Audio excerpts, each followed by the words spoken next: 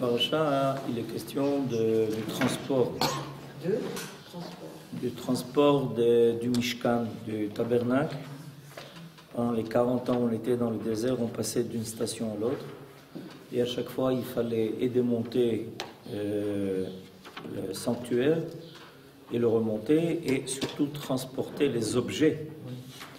Dans le temple, ces objets avaient une place qui leur était réservée, qui était particulière, qui était fixe. Mais pendant les 40 ans où on était dans le désert, où on passait d'un endroit à l'autre, évidemment, on était obligé à chaque fois de le transporter. Alors, il y avait la tribu de Lévi avait 3 familles. Et Gershon, Kehat ou Merari. Et chacune de ces familles a reçu un rôle dans le transport des objets du sanctuaire. La famille Kehat, dont d'ailleurs va venir Moshe Rabbeinu. Moshe Rabbeinu appartenait à la famille de Kehat. Donc la famille de Kehat avait comme rôle de transporter les objets les plus saints. Et c'est pour ça que, à leur égard, il y a un avertissement grave qui a été donné. C'est ce que nous voyons maintenant dans ces versets que nous avons sous les yeux.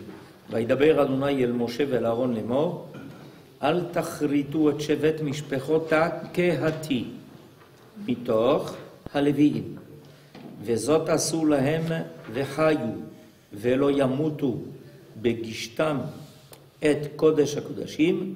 אהרון ובניו יבואו ושמו אותם איש איש על עבודתו ואל מסעו, ולא יבואו לראות כבלע את הקודש ומתו. L'Éternel donc s'adressa à Moshe et à Aaron et il leur donna l'avertissement suivant: n'exposez point la branche des familles issues de Kehat à disparaître du milieu des Lévim, c'est-à-dire que la famille de Kehat était en particulier en danger. À cause de quoi? Mais agissez ainsi à leur égard, afin qu'ils vivent au lieu de mourir, lorsqu'ils approcheront des saintetés éminentes. Comme nous avons dit précédemment, eux avaient comme rôle donc de transporter les objets les plus saints du tabernacle, et il y avait donc ici un danger.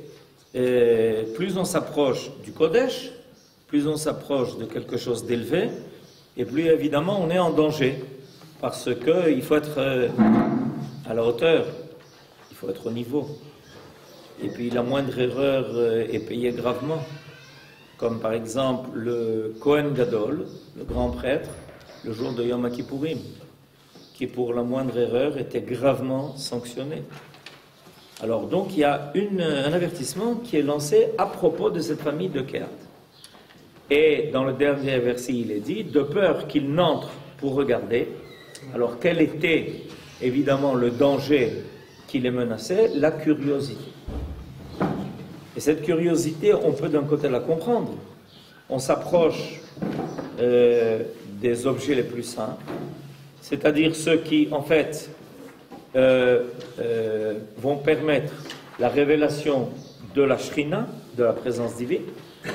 Et on a évidemment une grande envie de vouloir s'approcher et même de voir. Alors, à propos de ça, envers eux, il est dit, de peur qu'ils n'entrent pour regarder, fût-ce un instant, les choses saintes et qu'ils ne meurent. Bon, alors, il y a quelque chose d'important à prendre précisément de cet avertissement qui est donné à la famille de Kehat des Lévi. Et c'est ce que nous allons essayer de comprendre. Maintenant, dans le dernier verset, le verset 20 que vous avez sous les yeux, il y a un mot qui est difficile à comprendre. Et les commentateurs se sont attachés à essayer de trouver la signification de ce mot-là. Parce que, pardon? Kebala. Velo yavo lirot, Kebala eta kodesh vamet. Alors, la traduction dit de peur qu'ils ne viennent pas donc pour voir comment est-ce qu'il a traduit Kebala, fût-ce un instant. Ça, c'est évidemment une interprétation, elle n'est pas mauvaise, mais c'est pas... Est-ce que ça, c'est le sens simple du mot Kebala? Alors, on connaît en hébreu le mot livloa, livloa, qui veut dire avaler. Donc, le sens littéral voudrait dire la chose suivante, que c'est les Vi'im, cette famille de Kehat, qui vient pour prendre les objets et les transporter, c'était le rôle dans le désert 40 ans, qu'ils fassent attention de ne pas avaler. Quand on avale quelque chose, d'abord si on avale trop vite, ou si on avale quelque chose qui ne convient pas, on risque de s'étouffer. Ça, c'est le sens littéral. Et voilà que, à propos de ce mot-là, on a plusieurs interprétations qui nous sont amenées par le Rav Munk. Et il dit la chose suivante, qu'ils ne viennent pas regarder. On a compris? Et voilà que le Rav Munk traduit lorsqu'on enveloppe. Lorsqu'on enveloppe. Donc il a traduit de façon tout à fait différente Kebala. Kebala veut dire envelopper d'après lui. C'est-à-dire il y a un moment qui est critique. Quel est le moment critique? Le moment où les Kohanim, ce sont les Kohanim qui ont ce rôle, enveloppent les objets saints. À ce moment-là, il faut faire très attention que les Lévim ne profitent pas même d'un clin d'œil pour voir qu'est-ce que c'est, qu'est-ce qu'il y a là-bas, satisfaire leur curiosité, parce que ça risque d'amener à une sanction très grave. Pour Rashi, alors je lis donc le commentaire, Bala a le sens de couvrir. Rashbam, au contraire, l'interprète dans le sens de démonter. On voit donc le grand-père et le petit-fils qui expliquent tout à fait différemment Kebala. Le contraire, en fait. Et en fait, ça pourrait être même le contraire. C'est-à-dire pour l'un, mais en réalité, ça nous amène à la même conclusion. Pour l'un, au moment où on recouvre les objets, pour l'autre, au moment où on est en train de démonter le tabernacle, faites attention de ne pas vous laisser entraîner à ce moment-là par cette envie. Et cette envie, elle est énorme. Elle est énorme. Pouvoir se satisfaire un instant de la révélation de la présence divine. On va évidemment essayer de comprendre pourquoi c'est quelque chose qui ne convient pas. A priori, vouloir être en présence de la révélation divine, ça pourrait être considéré peut-être comme quelque chose de positif. Le Talmud, dans le traité de Sanhédrin, établit un rapport entre ce terme et l'action de voler. Et cite la sentence, quiconque vole un objet sacré est passible de la mort céleste, et les zélés sont autorisés à le faire mourir. Ici, Kebala est à rapprocher du sens avaler ou subtiliser. C'est-à-dire que on apprend ici un grand chidouche. Voir ce que l'on n'a pas le droit de voir est considéré comme un vol. C'est évidemment un statut qui n'est pas en général défini par la morale naturelle. Au niveau de la morale naturelle, si quelqu'un convoite un objet ou autre chose, tant qu'il s'est contenté de le voir et qu'il ne s'est pas approprié et qu'il n'a pas fait passer ça dans son domaine, il n'est pas considéré comme quelqu'un qui a volé. Et voilà qu'on a un chidouche ici. Le fait de voir quelque chose que tu ne dois pas voir est considéré comme un vol. Alors évidemment, on peut comprendre que la Torah nous élève à un niveau de morale beaucoup plus élevé, où les choses ne sont pas définies seulement au sens matériel, mais même au sens spirituel. Même au sens spirituel. Nous, par exemple, donnons un exemple très simple, nous avons déchiffré Torah, les Sifrei Torah sont enfermés, et pas seulement parce qu'on a peur que quelqu'un vienne les dérober, parce qu'on ne laisse pas un Sefer Torah comme ça aux yeux de tout le monde. Il est recouvert d'abord lui-même, le Sefer Torah, ensuite on le met dans le Aron Kodesh, ensuite on met un rideau sur le Aron Kodesh, tout ça fait partie de la halakha, et toutes ces choses-là ont une gdusha, et tout ça c'est pour précisément nous faire prendre conscience de la notion que tout n'est pas à voir, que tout n'est pas à avaler. C'est évidemment le contraire d'une civilisation où on a tout à voir, tout à entendre, tout à savoir. Et les conséquences, on les connaît. Le fait de tout voir, de tout entendre et de tout savoir, on connaît les conséquences de ça. Alors voilà que même les Lévi'im, qui avaient un rôle important, celui de transporter ces objets, étaient tenus de ne pas se laisser entraîner par leur curiosité ou même par leur appétit de Gdusha. On peut dire qu'il y a un appétit ici de Gdusha, d'essayer de voir quelque chose qu'ils ne devaient pas voir. S'il vous plaît, les Lévi'im, ils ne voyaient pas du tout les Kélim, ça? Les Lévi'im ne rentraient pas dans le tabernacle et dans le temple. Les Lévi'im n'arrivaient pas jusque-là. Il n'y avait que les Kohanim qui arrivaient jusque-là.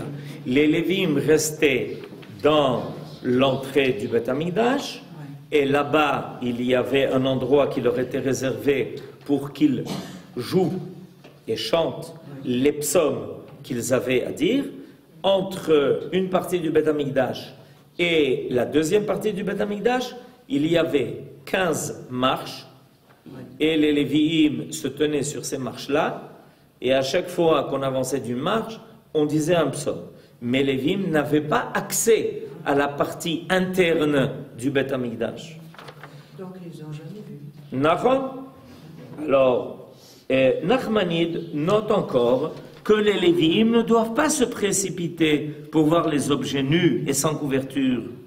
Ils ne doivent même pas soulever un coin de couverture et risquer de voir la Shrina. Le Midrash dit également que les Lévi'im n'ont pas le droit de regarder fût-ce d'un clin d'œil.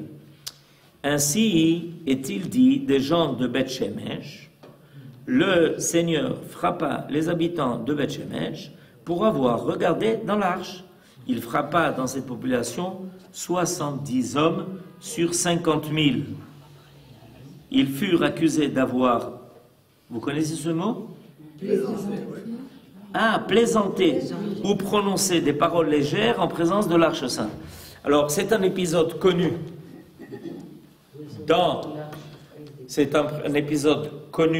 dans le livre de Shmuel, où les Philistins, qui avaient fait la guerre à Israël, avaient réussi à prendre prisonnière l'Arche Sainte. Et ils l'ont gardée chez eux pendant des mois. Mais à un moment donné, les plaies qui les ont atteints étaient tellement terribles et insupportables que quand ils ont pris conscience avec leurs sages, ils leur ont dit, écoutez, il n'y a pas le choix, il faut ramener tout de suite à Israël parce que vous n'avez pas le droit de... Vous avez pas fait la bonne chose. Tov, alors ils leur ont expliqué exactement comment le faire. Et voilà que des génisses ont tiré une charrue et d'elles-mêmes, elles ont ramené l'arche qui était sur le chariot dans le camp d'Israël. Et la première étape où cette arche est arrivée, où l'arche est arrivée, c'était à Beth Shemesh. Et quand les gens de Beth Shemesh, les habitants de Beth Shemesh, ont compris qu'est-ce qui était arrivé chez eux, alors ils se sont précipités et ils ont couru alors que nos sages nous disent qu'ils étaient en plein travaux dans les champs. Alors ils étaient le torse nu avec la casquette sur la tête en train de faire leurs travaux des champs en plein été, imaginez-vous. Et ils ont couru comme ça, sans aucune précaution, sans même se vêtir, etc., voir l'Arche Sainte. Et à ce moment-là, il y a une partie, il y a une discussion sur le chiffre, combien ont été frappés. Il y a un chiffre, d'après une compréhension du texte, un chiffre énorme de gens qui ont été frappés. Pourquoi? Parce qu'ils ont précisément fait cette erreur de se précipiter pour voir le Kodesh sans aucune précaution, sans même prendre la précaution que est marquée en toutes lettres dans la Torah, qu'on n'a pas le droit de le faire tout simplement. Et maintenant on va essayer de comprendre en fait pourquoi c'est quelque chose de tellement grave. Donc il y a déjà un épisode dans la Bible qui nous raconte que l'avertissement qui est donné pour les Lévites ne concerne pas seulement les Lévites. Et en réalité, puisque on est en vue de la fête de Shavuot la semaine prochaine, un des avertissements graves que nous avons reçus à Shavuot, au moment de Matan Torah, était de ne pas s'approcher de la montagne sur laquelle Akadosh Baruch Hu allait se révéler. Et c'est pas que les gens n'en ont pas eu envie de courir et de monter et de gravir pour essayer d'être le plus proche de la révélation divine. Vous comprenez bien que quand Akadosh Baruch Hu s'adresse aux hommes et qu'ils entendent eux-mêmes de leur propre entendement la voix divine qui est en train de leur donner les 10 paroles, les gens ne restent pas indifférents.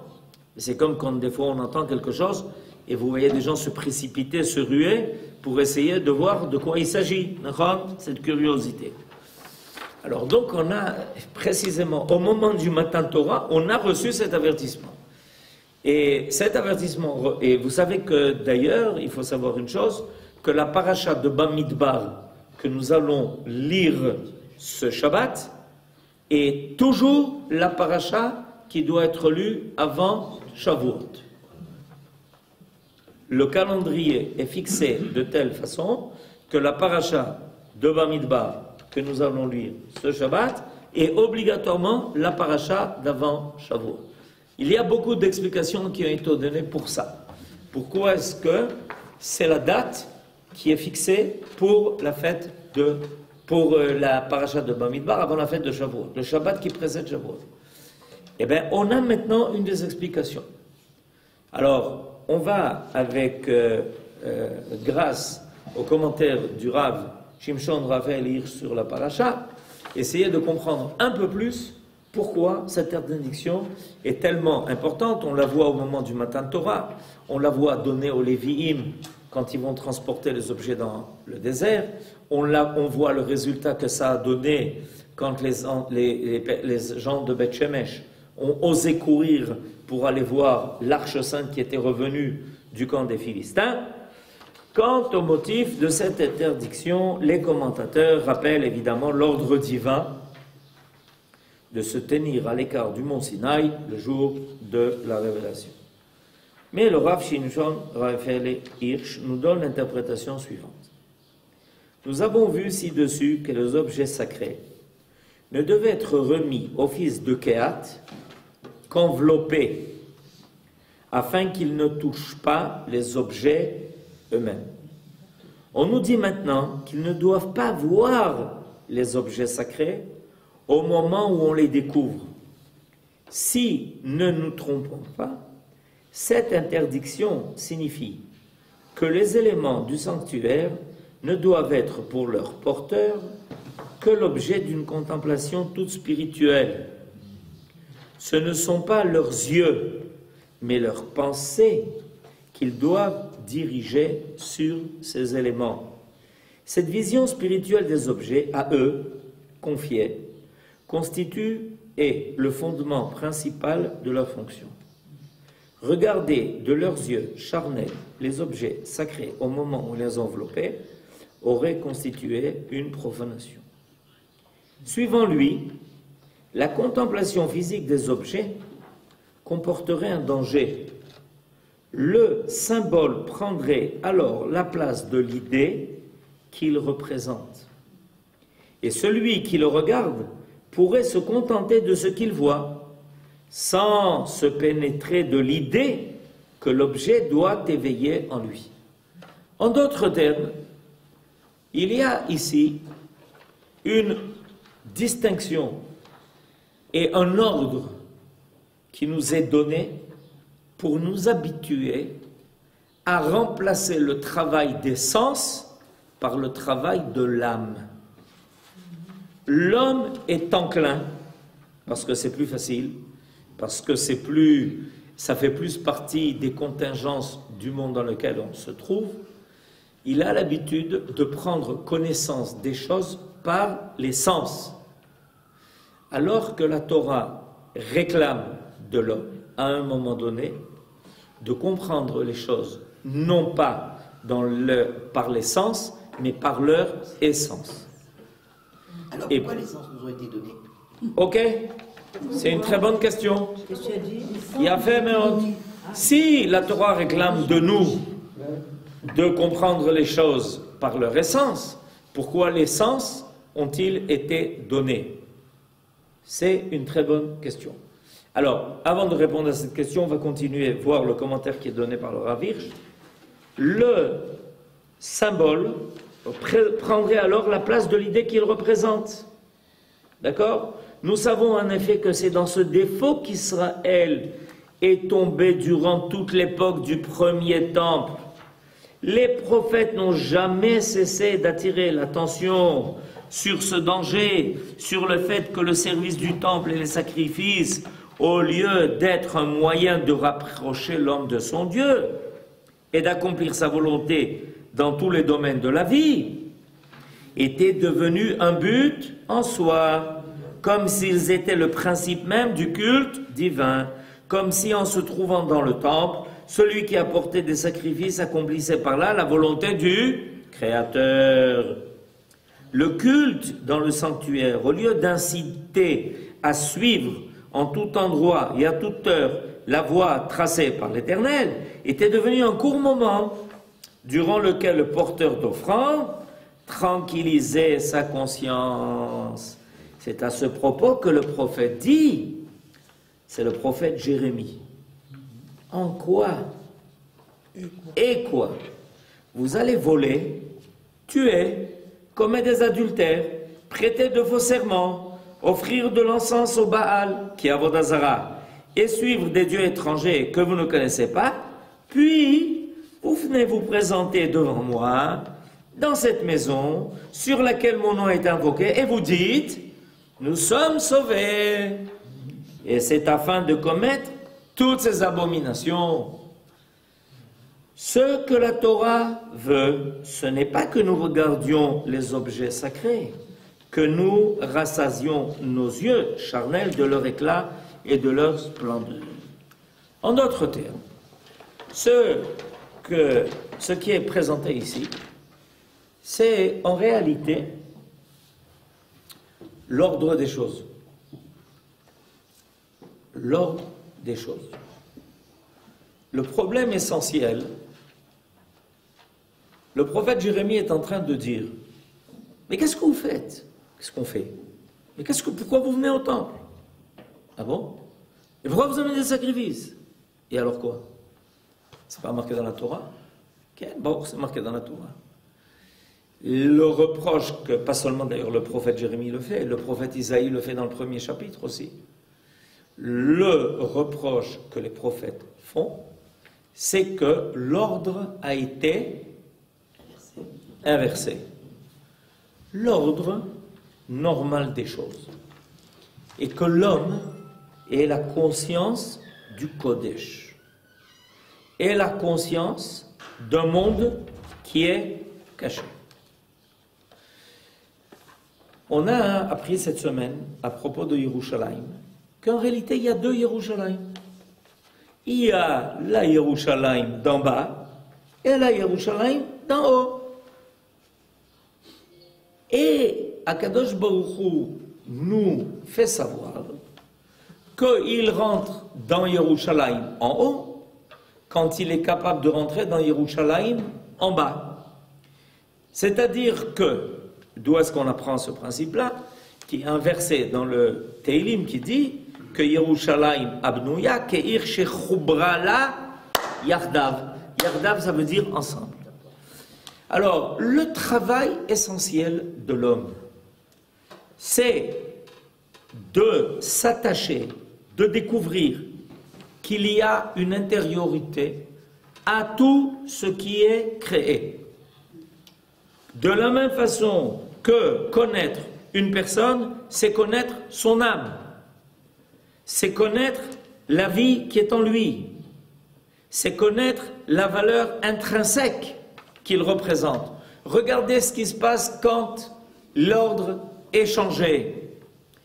On vérifie la valeur d'une personne selon son utilité. Est-ce qu'il est capable de faire tel ou tel travail? Est-ce que sa vie vaut le coup qu'on fasse des efforts pour lui? Etc. etc. Toute la mesure dont on se sert pour mesurer la valeur d'une personne passe par son côté utilitaire. Alors que la Torah nous invite à découvrir la valeur intrinsèque des choses.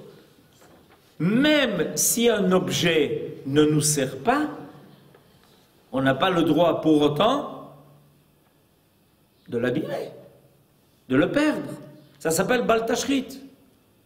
La valeur de ce qui existe n'est pas à mesurer en fonction de l'utilité, de l'intérêt qu'il va m'apporter. La valeur d'une chose est à mesurer dans le fait qu'il y a ici l'apparition d'une idée, d'une pensée, d'une chokhma, d'une sagesse, de la même façon qu'on admire une fleur, parce qu'il y a une sagesse extraordinaire dans ses couleurs. À quoi ça sert une fleur? À quoi ça sert un papillon? Alors le problème, il arrive précisément quand on arrive au niveau du Kodesh. Pourquoi? Parce que quand on rencontre le Kodesh, on n'y voit aucune utilité. Vous connaissez, vous, l'utilité du Kodesh? Vous êtes capable de dire à quoi ça sert? Vous êtes capable de dire quel est l'intérêt? Comme il y a des gens qui disent, mais c'est quoi ces gens qui étudient, qui s'asseyent, ils s'asseyent, qu'est-ce qu'ils font tout là? Ils étudient la Torah. Mais quelle utilité? Qu'est-ce qu'ils amènent? Qu'est-ce qu'ils apportent? Quel est leur apport? Yofi. Quel est le rapport entre une statue de marbre qui est exactement le profil d'un homme, comme les Grecs étaient les spécialistes, de faire le profil d'un homme en marbre, à tel point qu'on se trompait. Et quel est ça à comparer à un homme? Alors, pour revenir à la question qui a été posée tout à l'heure, mais pourquoi Akadosh Baruch Hu nous a donné des sens? D'abord, il nous a donné des sens pour nous habituer aux limites de notre vie au niveau matériel. Premièrement, on prend conscience de nos limites grâce au sens. Jusqu'où tu vois? Là. Quels sont les sons qui te parviennent? Là. Comment on prend conscience de cela? On voit qu'on est très limité. Tous les sens dont nous nous servons sont en réalité extrêmement limités. Et à ce moment-là, l'homme commence à une recherche qui va dépasser ses sens, qui va dépasser les limites que les sens lui imposent. Et il va commencer une recherche qui va l'amener à trouver non pas ce que les sens lui révèlent, mais l'essence qui se cache en eux. Maintenant, l'essence nous habitue à une conscience, à prendre conscience des choses. L'essence nous habitue à une conscience. Cette conscience, elle se développe au fur et à mesure qu'on est capable d'accompagner nos sens d'une chokhma qui nous révèle le contenu des choses. Ce que je suis en train de dire, c'est physique et métaphysique. Parce que on est capable de comprendre le contenu des choses très souvent en fonction de ce que nos sens nous révèlent. Mais à une condition, c'est qu'on ait lié nos sens à une conscience, à une sagesse qui dépasse celle que nos sens ont. Un exemple. On voit quelqu'un, on le voit tous les jours. C'est une personne qu'on connaît depuis 50 ans. Et on lui dit, mais pourquoi tu es triste? Comment tu es triste? Mais c'est la même personne que tu as vue hier. Hier, tu lui as dit, mais pourquoi tu es joyeux? Aujourd'hui, tu dis, pourquoi tu es triste? Est-ce que la tsura, est-ce que la forme de la personne a changé? Pas du tout. Et voilà que tu t'es habitué à comprendre en regardant la même personne, et très souvent, tu le devines. Tu as regardé la personne, tu dis, ah, il y a quelque chose qui ne va pas.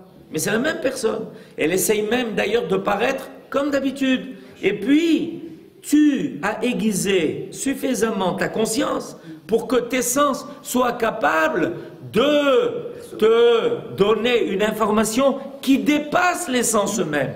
Les informations essentielles que l'on a, ce sont des informations qui dépassent nos sens, mais qui passent par nos sens aussi. Ça s'appelle un chacham.